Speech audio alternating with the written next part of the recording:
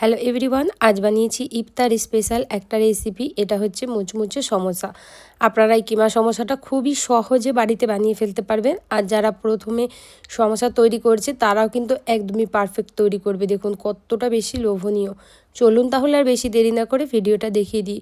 সবার প্রথমে এর স্টাফিংটা তৈরি করতে হবে। সেজন্য 2 চামচ রিফাইন্ড তেল নিয়ে তেলটা ভালো করে গরম করে নিয়েছি।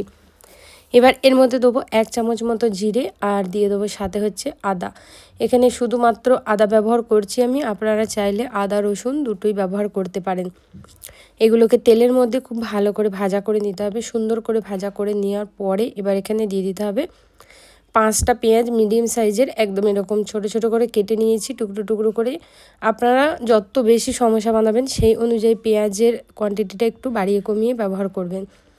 এবার পেঁয়াজটাকে আপনাদের নাড়িয়ে নাড়িয়ে অনবরত ভাজা করতে হবে যতক্ষণ না এর কালারটা একটু মাত্র চেঞ্জ হয়ে যাচ্ছে না, ঠিক ততক্ষণ।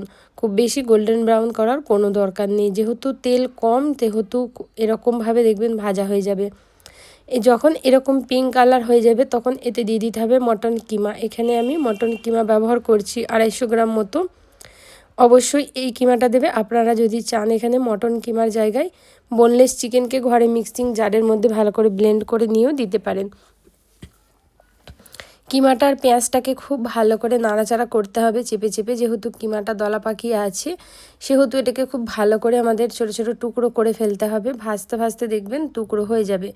এবার এখানে আমি দিয়ে দেবো হচ্ছে নুন। নুনটা দিলে কিমা থেকে এক্সট্রা জল বেরোবে আর কিমাটা কিন্তু সুন্দরভাবে সিদ্ধও হয়ে যাবে।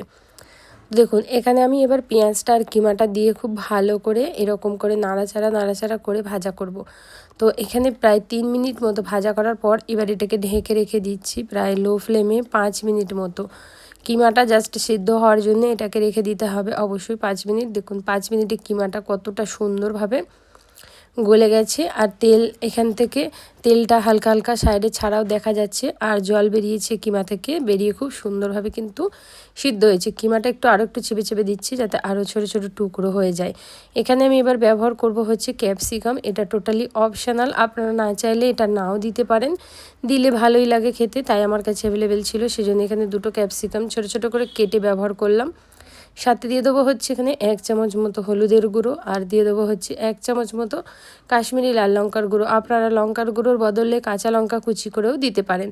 সাথে দিয়ে দেবো 1 চামচ জিরে, 1 চামচ ধনের গুঁড়ো। এগুলোকে দিয়ে এবার কিমার সাথে খুব ভালো করে মিক্স করে দিতে হবে। মিক্স করে এটাকে মিডিয়াম হাই ফ্লেমে কিন্তু ভাজা করতে হবে আমাদেরকে 1 থেকে 1.5 মিনিট মতো। সুন্দর করে 1 থেকে 1.5 মিনিট মতো ভাজা হয়ে গেলে যখন দেখবেন যে মশলাটা সুন্দরভাবে মিক্স হয়ে গেছে এর মধ্যে, তখন ব্যবহার করতে হবে এটা আরও বেশি টেস্টি বানাবার জন্য চিলি ফ্লেক্স দিচ্ছি। আপনাদের কাছে না যদি অ্যাভেলেবেল থাকে আপনারা নাও দিতে পারেন, কোনো রকম অসুবিধা নেই। 1 চামচ চিলি ফ্লেক্স দিয়ে খুব ভালো করে আমি নাড়িয়ে চাড়িয়ে এটাকে কষিয়ে নেব। তো কিমাটা এবার আমাদের মোটামুটি কিন্তু রেডি হয়েই এসেছে। তবু এটাকে আমি আরও 2 মিনিট মতো লো ফ্লেমে একটু ঢাকা দিয়ে রেখে দেবো। ঢাকা দিয়ে রাখলে প্রপারভাবে সব কিছু একসাথে মিক্স হয়ে যাবে আর এগুলো কিন্তু দেখবেন কালারটাও কিন্তু একদম চেঞ্জ হয়ে যাবে। এখানে 2 মিনিট হয়ে গেছে, দেখুন কিমাটা এবার কিন্তু একদমই পারফেক্ট রান্না আমাদের এখানে হয়ে গেছে। তো হাই ফ্লেমে নাড়িয়ে চাড়িয়ে এটাকে, যদি এক্সট্রা জল থাকে আপনারা একটু হাই ফ্লেমে নাড়িয়ে চাড়িয়ে ভাজা ভাজা মতো করে নেবেন যাতে এক্সট্রা ময়েশ্চার না থাকে, তাহলে কিন্তু যখন সমোসার পুরটা ভরবেন সমোসাগুলো যাতে নরম না হয়ে যায়। লাস্ট এখানে আমার 1 চামচ মতো দিয়ে দেবো ছোট্ট চামচের গরম মশলা গুঁড়ো। এটা আমার হোমমেড বিরিয়ানি মশলা।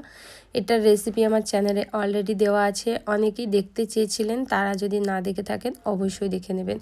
তো এখানে ধনিয়া পাতা দিয়ে এবার স্টাফিংটা রেখে দেবো সাইডে ঠান্ডা হওয়ার জন্য। স্টাফিং কিন্তু এখানে আমাদের একদম রেডি হয়ে গেল। তো স্টাফিংটা সাইডে রেখে দিয়েছি, ঠান্ডা হয়ে গেছে। এবার দেখুন এখানে আমি 2 চামচ ময়দা আর 2 চামচ জল দিয়ে একটা স্মুথ ব্যাটার তৈরি করেছি সমোসার মুখগুলো পারফেক্টভাবে সিল করার জন্যে।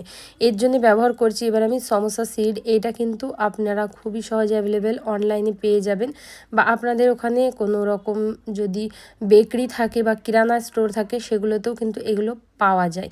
তো এগুলো খুবই দাম কম, 50-60 টাকার মধ্যে 50-60টা সমোসার সিড পেয়ে যাবেন আর একদমই পাতলা পারফেক্ট সিড কিন্তু পাওয়া যায়। আমি এগুলো ডেসক্রিপশান বক্সের মধ্যে দিয়ে দেবো, আপনারা চাইলে ওখান থেকে কিনে নিতে পারেন। স্প্রিং রোলের সিড বা এরকম সমোসা সিড আপনারা অবশ্যই ওখান থেকে কিনে নেবেন।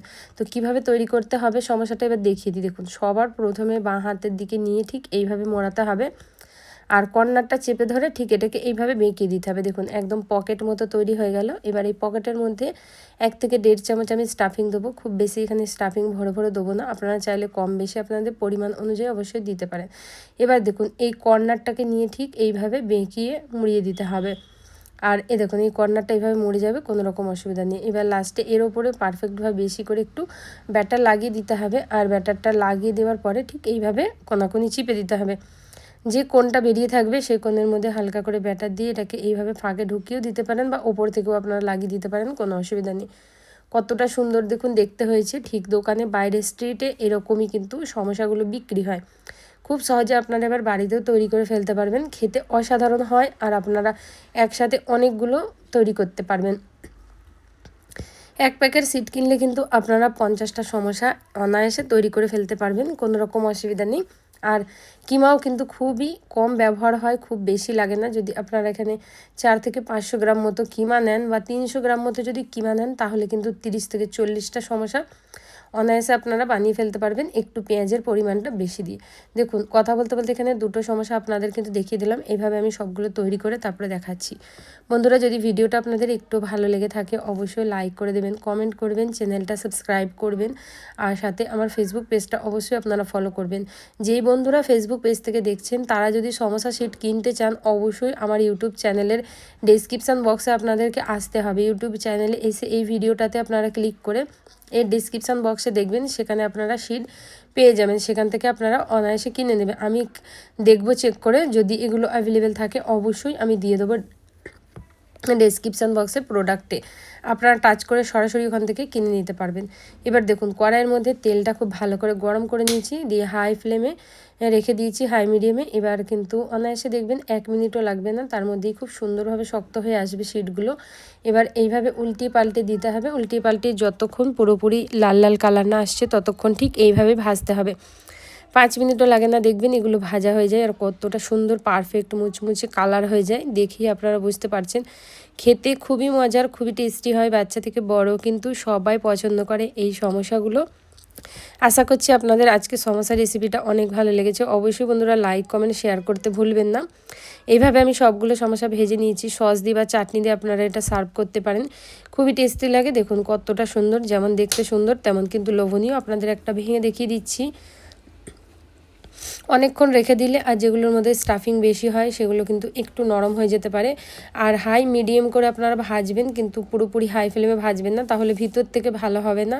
প্রথমে দেখুন আমি একটা এরকম ভাজিছিলাম, তাই এই সাইডগুলো একটু এখনও কিন্তু শিটটা হালকা হালকা সাদা আছে, না হলে কিন্তু একদম মুচমুচে খেতে হয়। আশা করছি আপনাদের ভিডিওটা অনেক ভালো লেগেছে। তাহলে এখানেই বিদায় নিচ্ছি, ধন্যবাদ।